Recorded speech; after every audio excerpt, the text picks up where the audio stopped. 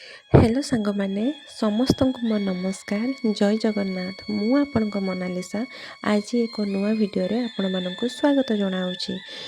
आपण ए वीडियो देखि भाबुथिबे ना ए हॉस्पिटल वीडियो कौन पाई देखौछि आपण मानकु।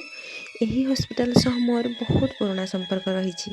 न्यू ईयर आसवाकू थिले समस्ते निज फैमिली सहित पिकनिक प्लानिंग करिथांती हेले मो कहानी टिके अलगा।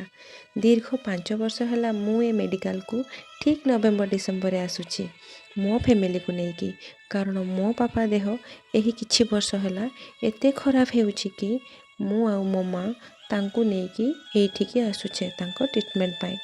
मो अनुभूति मु पदे कहबी एईटा एक एमिति जगह जोठिकी समस्ते तो निज इच्छारे आसंती हेले भलो है कि फेरी जीवार भाग्य समस्तंकर न थाए हेले मु सही लकी पर्सन जे मु सबुथर आसे आ मो पापा को भलो करी नेकी जाए आउ आज मध्य भलो करी नेकी आसिली।